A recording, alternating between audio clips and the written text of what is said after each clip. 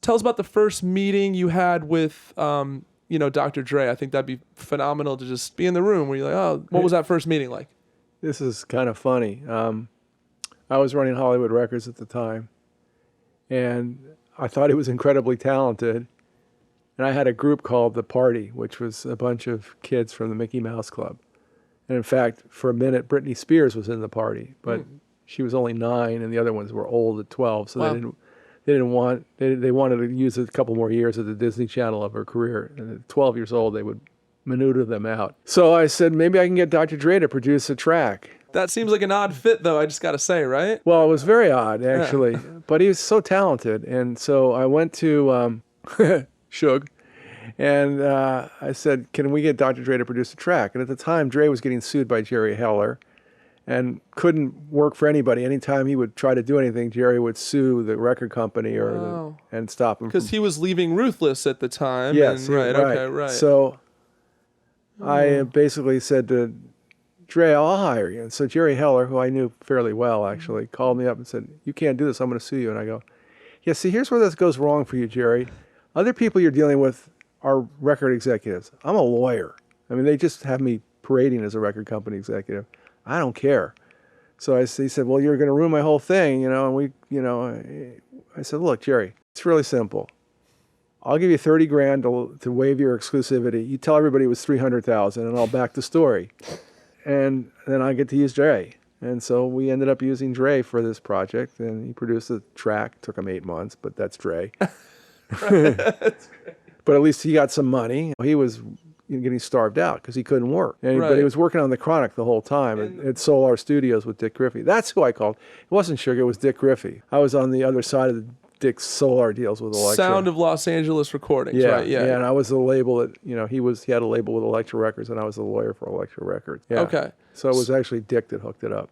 That was where you first got acquainted with Dre. Yeah. Right. And the NWA stuff obviously had already happened, and then he was getting starved out. And I heard somebody say that the Ruthless Records contracts Dre was under were draconian. They were pretty, they were pretty bad. Extreme? They were, like the Megaforce contracts, independent labels, not particularly fair. It's interesting because I feel like, there's like what becomes industry standard, Peter, but one of the funny quotes I've heard throughout the years is like, if you show a lawyer that's not a music business lawyer some of the contracts, they're like appalled by some of the shit that's that's considered standard in these contracts. If they understand it, which they generally don't.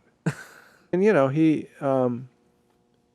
I think the biggest problem was that the label was owned by Eazy-E, who was a member of the group. Yeah. So Eric was making a lot more money than anybody else was. Right. And so there's something to be said for the fact that why should he be profiting at the expense of his bandmates? I think that was really the rub. I think it was less that the contracts were unfair and more that they were very fair to Eric. But, you could say to Eric, he put up the money, he did the hustle to get the thing started. So, And he worked really hard for that money. It was all dope money. Yeah. You got to have a job somewhere. I know.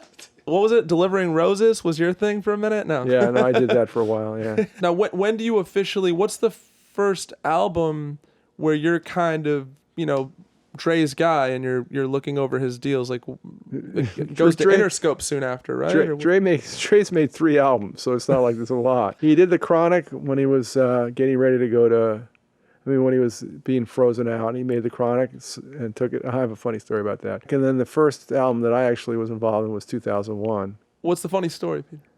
So, I was working with Dre, and the record came out, and it blew up. It was #1, and we'd have these music meetings every week with Michael Eisner at Disney. And Michael Eisner came by, and he sees the records at #1. He goes, I thought you had a relationship with this guy. I said, I do. He said, how come we don't have this record?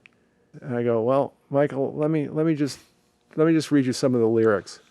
You're a motherfucker, and you know what this is on the cover? That's a marijuana leaf. And the deal was $4 million. He goes, we can't do that. I go, that's why it's not on the label. That's great. To be fair, Jimmy probably would have gotten it anyway because he was smarter than I was, but I didn't even try. To be really honest. I had enough problems with hip-hop with Disney. Yeah, and that was when I think there was like a fever pitch, like Dolores Tucker and all these figures were... It was ugly. They were running on it. It was a little later that all that stuff blew up, but... Yeah. You were also in the Defiant Ones, right? Yeah, So I'm typecast. I play the lawyer in all these films. people don't know you. I'm trying to show them diversity in this interview, Peter. So there was a period where, Dre was languishing, which, you talk about in the Defiant Ones, right? Aftermath deal happens with Interscope for his label. Yeah. Did you oversee that joint venture deal? That's where I came in. Right there. I came in right. I came in. They said, okay, we're separating Suge from Dre, and we're doing a new deal with Dre. So I was in there. I had no idea what was going on. I hadn't read any of the documents. So like the ink was dry on the Aftermath deal. No. They needed somebody to review it, but there was only 2 days or 3 days that we had to do it in. It was crazy. I mean, Wow. Because Suge and Dre weren't getting along, and it was like the fallout, right? I think Dre was leaving and Suge was pissed, and that was it. And Jimmy was sort of running a 3-ring circus there, trying to keep the balls in the air, and then they brought me in to sort of be the lawyer. So yeah, it was nuts.